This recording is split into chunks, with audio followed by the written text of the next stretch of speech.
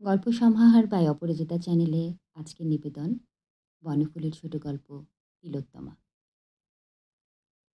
সকলেরই জীবনে মাঝে মাঝে এমন একটি নাটকীয় মুহূর্ত আসিয়া উপস্থিত হয়, যখন সমস্ত হিসাব, সমস্ত আয়োজন হঠাৎ নিমেষে বদলাইয়া যায়।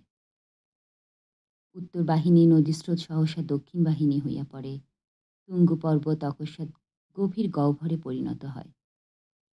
সাধারণ মানুষের জীবনেই এসব হয়, ইহার জন্য রাম বা রাবণ হইবার প্রয়োজন নাই।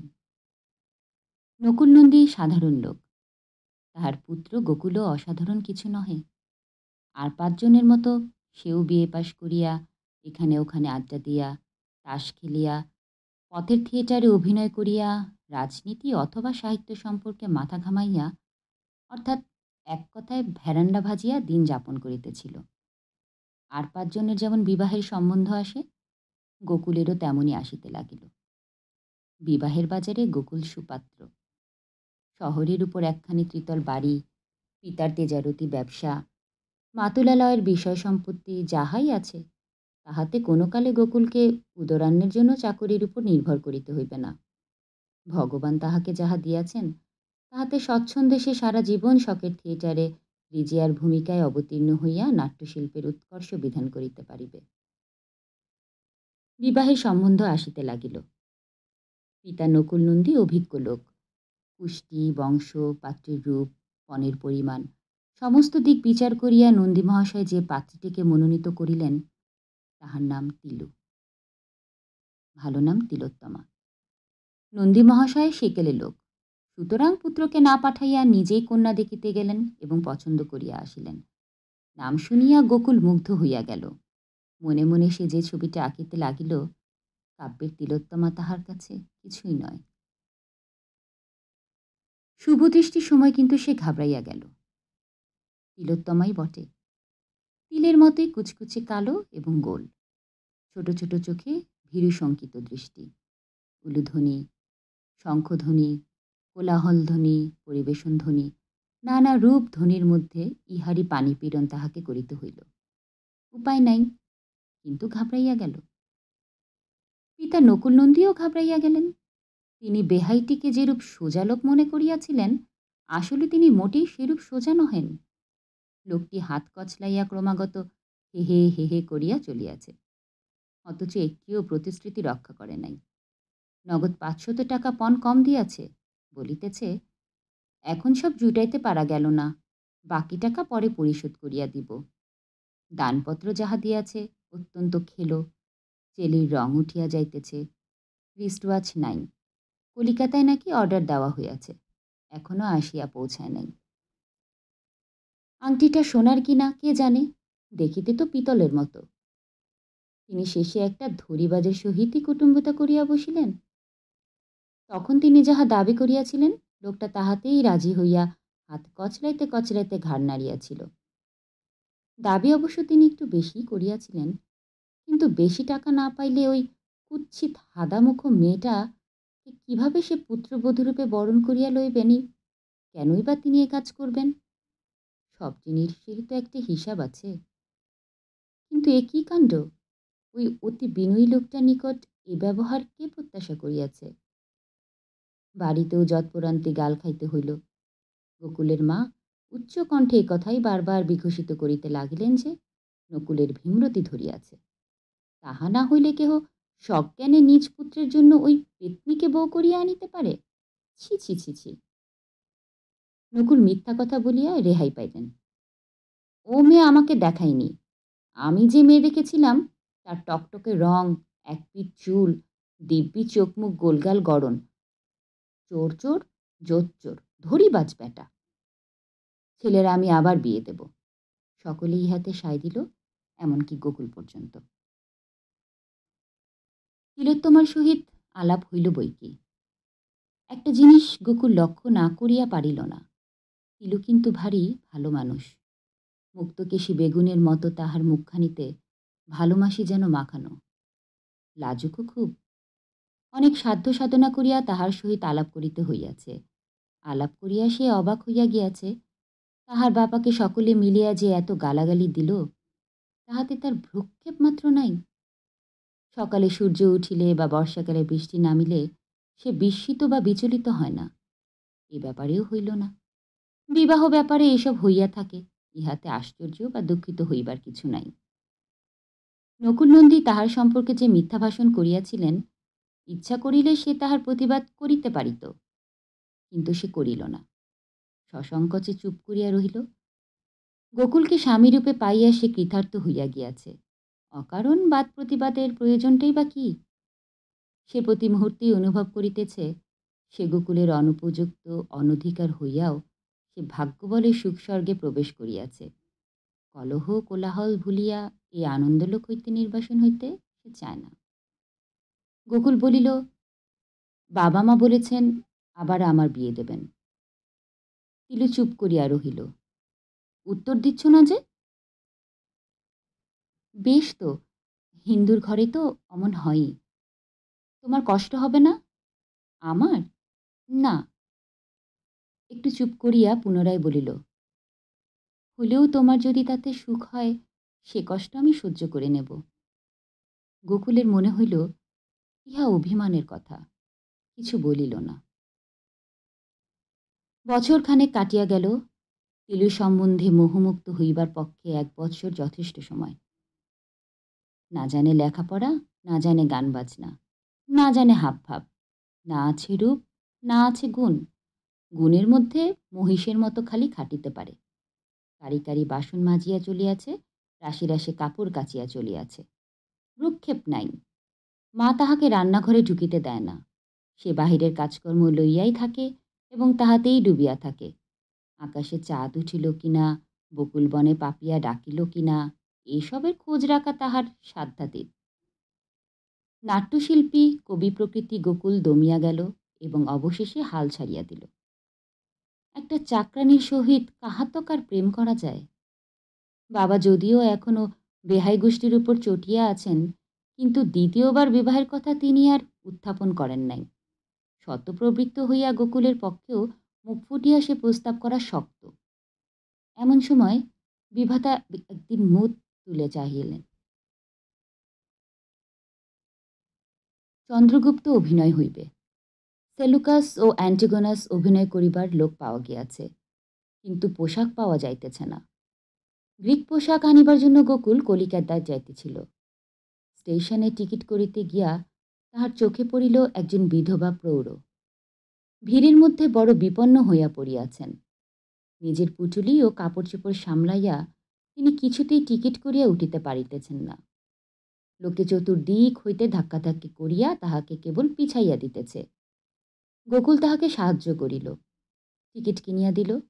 তিনিও কলকাতা যাইতেছেন, তাহার সহিত কোনো পুরুষ অভিভাবক নাই, সুতরাং গোকুলকে সে ভারও লইতে হইল।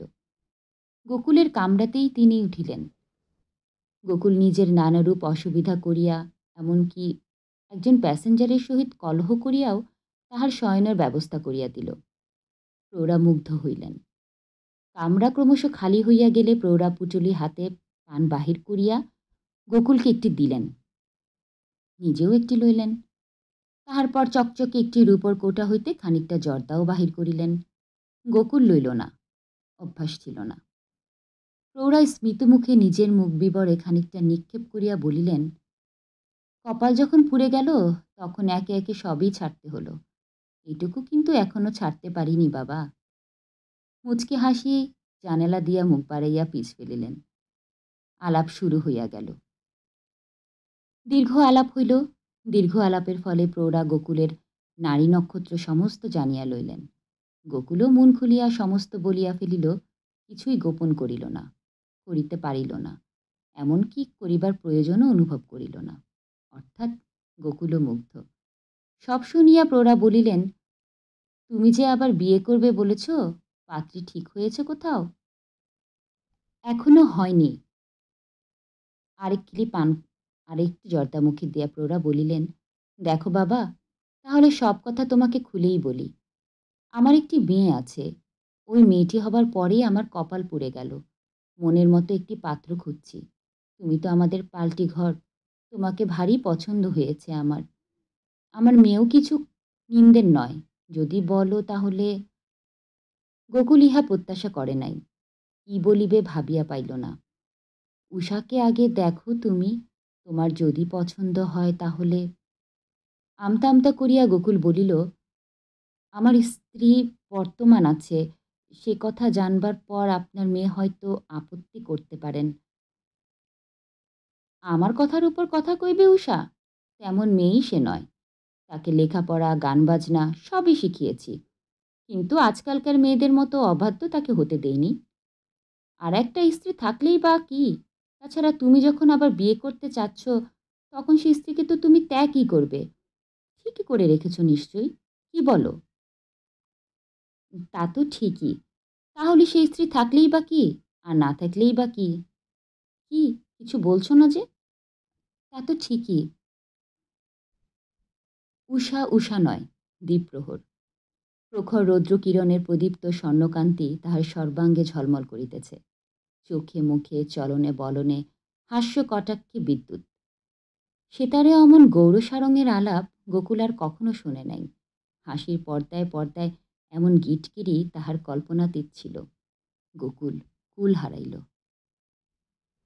ইহার মাসখানেকের মধ্যে প্রায় সব ঠিক হইয়া গেল। উষাকে লইয়া উষার মা চলিয়া আসিলেন এবং গোকুলদের বাড়ির নিকট একটি বাড়ি ভাড়া লইয়া গোকুলের পিতামাতার সহিত কথাবার্তা চালু করিয়া দিলেন। উষাকে দেখিয়া গোকুলের মা শুধু মুগ্ধ নয়, আত্মহারা হইয়া পড়িলেন। গোকুলের বাবা আত্মহারা হইলেন টাকা আর অঙ্ক দেখিয়া। ইহার সহিত বিবাহ ঘটাইতে পারিলে নগদ 10,000 টাকা, প্রচুর গহনাপাত্র এবং ছোটখাটো একটি জমিদারি ঘরে আসিবে। উষার মায়ের নামে একটি নাকি কলঙ্ক আছে, যাহার জন্যই নাকি তাহার মেয়ের বিবাহ হইতেছে না। তাহা অবগত হইয়াও নকুলনন্দী বিচলিত হইলেন না। শুধু যে সেটা উপেক্ষা করিলেন তাহা নয়, বাড়ির অপর কাহাকেও জানিতে পর্যন্ত দিলেন না, পাছে বিবাহটা ভাঙিয়া যায়। যৌবনকালে অমন পদস্খলন দুই একবার সকলেরই হয়, উহা লইয়া মাথা ঘামাইবার প্রয়োজন নাই। ইহাই তাহার যুক্তি। উষা একটি শর্ত করিল এবং সে শর্তেও গোকুল, গোকুলের মা বাবা সকলে রাজি হইলেন। বিবাহের পরই তিলোত্তমাকে জন্মের মতো বাপের বাড়ি পাঠাইয়া দিতে হইবে।